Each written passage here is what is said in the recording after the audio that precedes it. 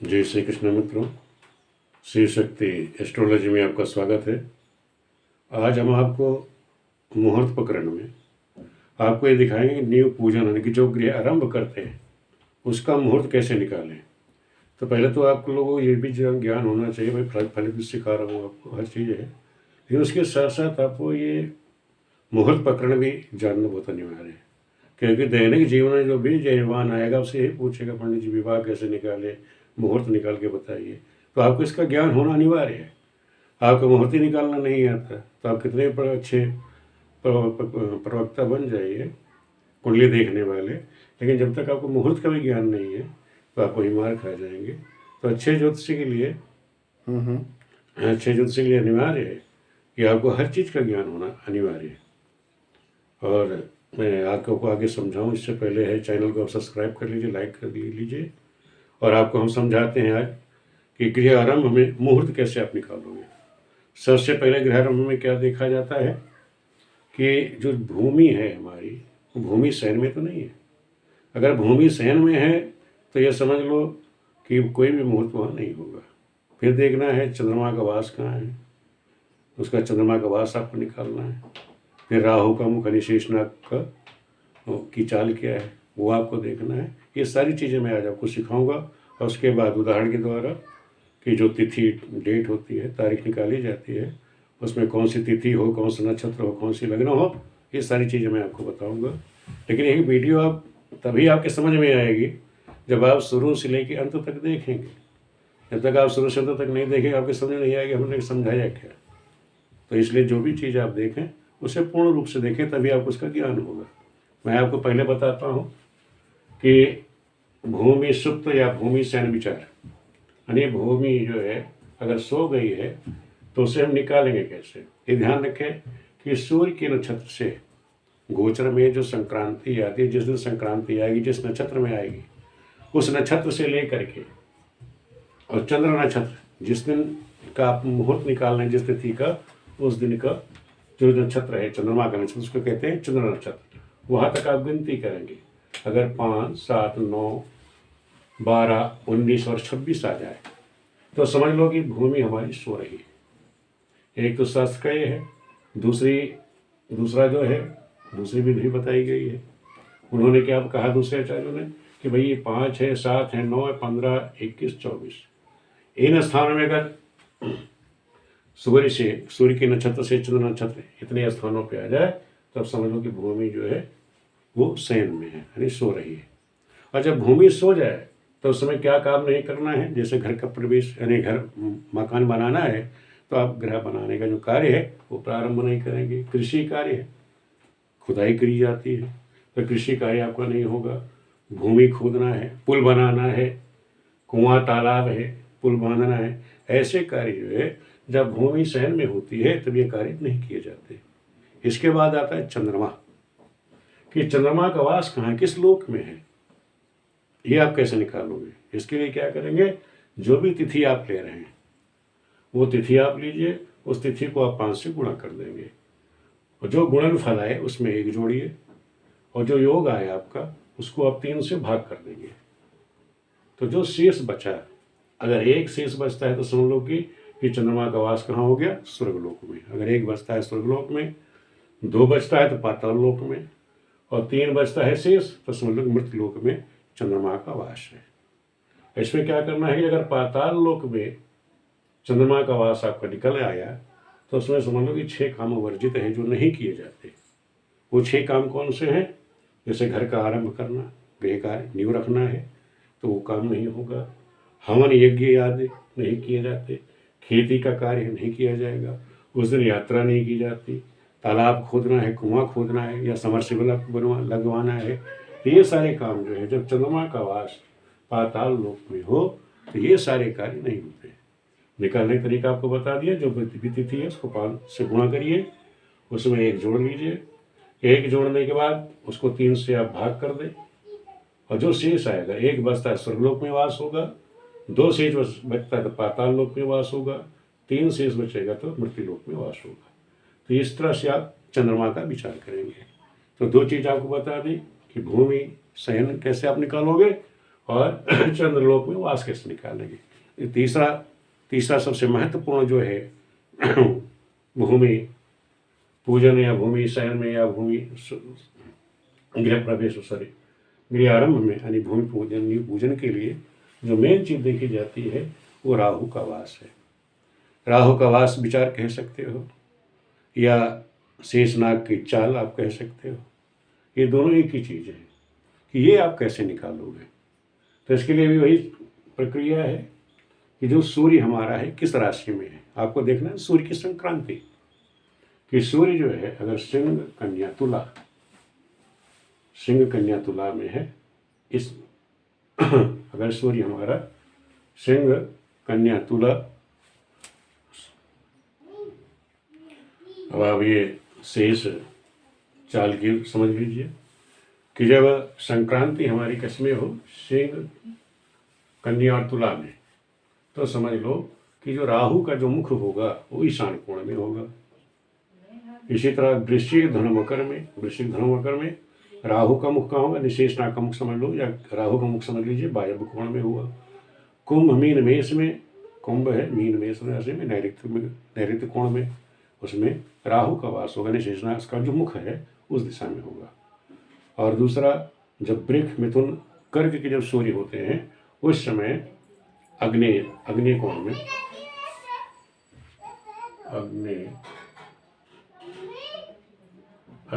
में जो है राहु का मुख होगा। अब तो ये तो हो गया कि राहु का मुख हमारा इस दिशा में है, तो हम भूमि की खुदाई कहाँ करेंगे। तो ये ध्यान रखो, जब अगर ईशान में है तो हमें जो खुदाई करनी है वो अग्नि कोण में करनी है। कहने का मतलब है जैसे ये सांप है, सर्प है, आप ये समझ के चलिए ये पूर्व पश्चिम उत्तर दक्षिण ये आपका ईशान हो गया, ये अग्निकोण हो गया, ये नैऋत्य है, ये वायव्य है कोण। तो ये आप समझ कर चलिए कि जो सर्प का मुख है, अगर सर्प का मुख यहाँ हुआ इस स्थान पे, यहाँ उनका मुख है, तो हमें ये देखना है कि जो उनका पृष्ठभाग है वो दबना नहीं, पृष्ठभाग में ही पूजा होती है। तो कहने का मतलब ये है आप इस सर्प का दृश्य, अगर मुख पे आप पूजा करते हैं राहु के मुख पे, जहाँ पे ये समझ लो मुख का भाग है, तो वहाँ पे मुख पे अगर हम पूजा करते हैं तो उससे स्त्री की मृत्यु का योग कारक बन जाता है। पृष्ठभाग में अगर हम करते हैं, पृष्ठ बीच का जो हिस्सा है, और पृष्ठभाग पे तो पूजा हो जाती है। ये गलत हो गया है कि अगर हम मध्य भाग में, अगर सर्प के मध्य भाग में आप पूजा करेंगे तो परिवार की हानि हो जाएगी। पूंछ में पूजा करते हैं तो गृहस्वामी की हानि होती है। तो कहने का मतलब ये है कि अगर किसी एक चीज़ आपको समझा दें तो उसी से आप समझ लीजिएगा कि मान लिया कि ईशान कोण में यहाँ पे सर्प का मुख है, अगर सर्प का मुख यहाँ हुआ तो ये सर्प देवता हमारे ये आ गए, ये इस तरह से सर्प देवता हैं। तो ये समझ लीजिए कि ये मान लो उनकी पूंछ है, उनकी पूंछ यहाँ आई, तो जहाँ पूंछ में अगर हम पूजा करते हैं तो घर स्वामी की हानि, मध्य में हम पूजा करते हैं परिवार की हानि, और मुख पे पूजा करते हैं तो स्त्री की हानि, ये कर देंगे। तो हमें पूजा कहाँ करनी है, जो हिस्सा इसके में ना आया हो, जहाँ पर इस तत्व का हिस्सा नहीं है, अग्नि मतलब हमें अग्नि कोण में यहाँ पे पूजा हो, जो खुदाई करेंगे वो अग्नि क्षेत्र में करेंगे। कब करेंगे में, जब सूर्य हमारा सिंह कन्या या तुला में है तो अग्नि में ईशान कोण में उनका मुख होगा शेषनाग जी महाराज का, और हम पूजा कहाँ करेंगे, अग्नि कोण में। इसी प्रकार आप आगे चल सकते हैं कि जब उनका मुख वायव्य में होगा, वायव्य मतलब यहाँ आ गया, अगर मुँह उनका यहाँ आ गया तो ये चीज़ पीछे खिसक जाएगी, यहाँ तक आ जाएगी, तो हमारी पूजा कहाँ हो जाएगी, ईशान में हो जाएगी। इसी तरह अगर उनका मुख यहाँ आ गया तो इसका मतलब ये हो गया, ये उनका मुख जब यहाँ आ गया तो ये क्षेत्र हमारा बच जाएगा वायव्य वाला। तो इस तरह से हमको निकालना है कि जो उनका पृष्ठभाग है,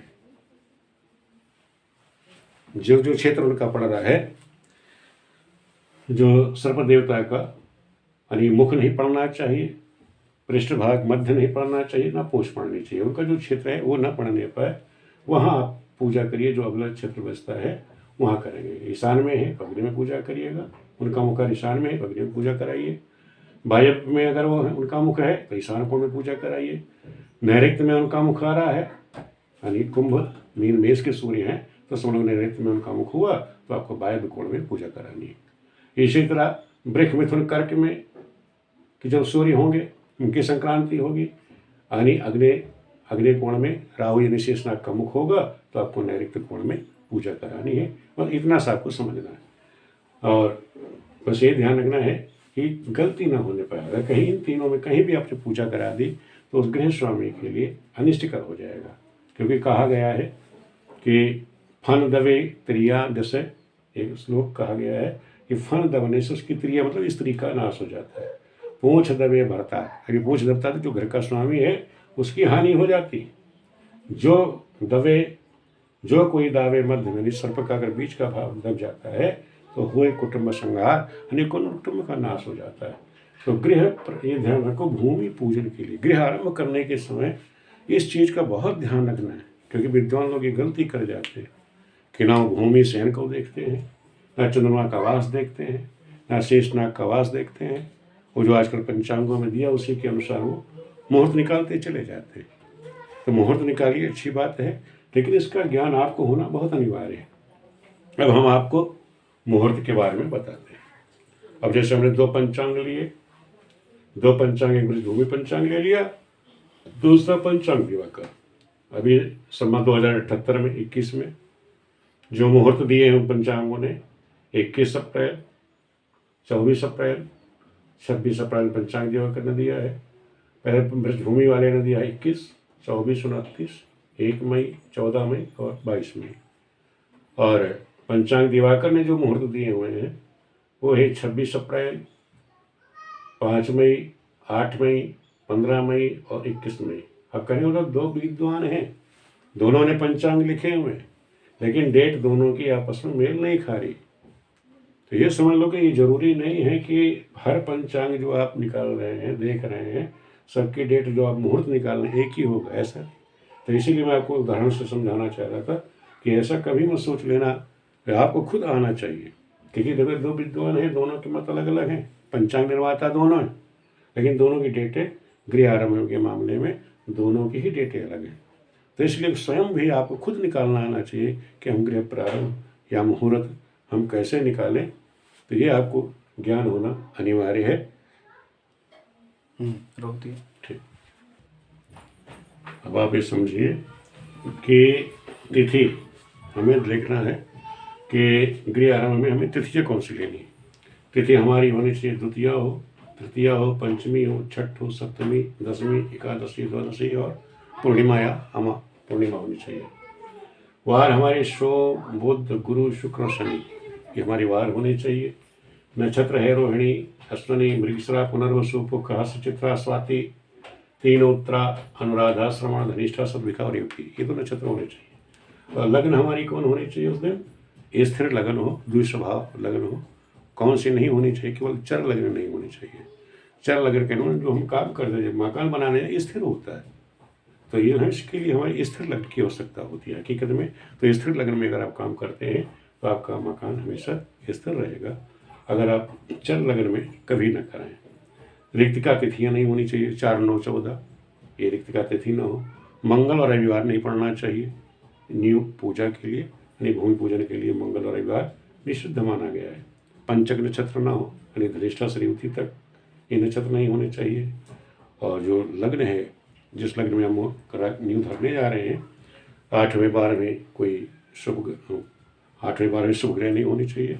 और पाप ग्रह जो है अगर 3, 6, 11 में है तो शुभ होती है। तो ये हमें लग्न देखना है। अब जैसे हमने आप बताया था कि हमने डेटें ली, 21 अप्रैल है, 24 अप्रैल है, 26 अप्रैल, 29 अप्रैल, ये पंचांगों ने दिए हैं, गृह आरंभ की मुहूर्त है। तो इसमें आपको चेक क्या करना था, मैंने इसलिए लिखा कि देखो ये तिथियां पढ़ रही क्या, कि जैसे नवमी है, 21 अप्रैल को नवमी है, तो इसमें नवमी दे रखी है, तो नवमी यहाँ नहीं दी है, तो इसका मतलब इस पंचांग कर्ता ने जिन्होंने भी डेट डाली है वहाँ क्योंकि नवमी नहीं दे रखी है, तिथि नवमी नहीं है, तो इसका मतलब ये डेट हमारे लिए सही नहीं है। 24 अप्रैल, 24 अप्रैल देख लीजिए, उस दिन तिथि क्या है, द्वादशी, दिन शनिवार। अब द्वादशी भी है, देखो यहाँ द्वादशी है, शनिवार है, और उत्तरा फाल्गुनी नक्षत्र, उत्तरा फाल्गुनी नक्षत्र से गए तीनों उत्तरा हो गए, इसका मतलब ये भी हमारे पास है, ठीक है, ये भी सही हो गया आपका। और लग्न आपको बता ही दिया कि ये लग्न होनी चाहिए, लग्न तो आप डिसाइड कर लीजिएगा। तो इसके मतलब हमें ये देखना है कि तिथि, वार और नक्षत्र ये हमारे मिल रहे हैं क्या। अगर ये मिल रहे हैं तो समझ लो वो डेट हमारे लिए भूमि पूजा के लिए सही, इसका 24 तारीख ये हमारी सही निकली, उसने सही दी हुई। दूसरा एक ने दे रखी 26 अप्रैल को, 26 अप्रैल को आप देखो क्या है, तिथि क्या है, 15, तो 15 तिथि दे रखी है, ठीक है। दिन सोमवार है, सोमवार है आपके पास, चित्रा नक्षत्र है, यहाँ चित्रा नक्षत्र दिया हुआ है, तो इसका मतलब ये डेट भी आपकी भूमि पूजन के लिए, नींव पूजा के लिए आपके लिए ये शुभ रहेगी। दूसरा 29 अप्रैल को आप चेक कर लीजिए, तिथि तृतीया, हाँ तृतीय तिथि है, दिन बृहस्पतिवार भी है, अनुराधा नक्षत्र भी है, इसका मतलब ये भी हमारे लिए अच्छा हुआ। ये तो हो गया कि आप तिथि कैसे निकालेंगे, आपको तो देखना तिथि, वार, नक्षत्र और लग्न। लग्न हम उस दिन देख लेंगे, उस दिन नक्षत्र जो है कौन कौन सी लग्न जो है, वृष, मिथुन, सिंह, कन्या और वृश्चिक, धनु और कुंभ और मीन, ये लगन कब आ रही है, उन लगनों में हम भूमि पूजन करा सकते हैं।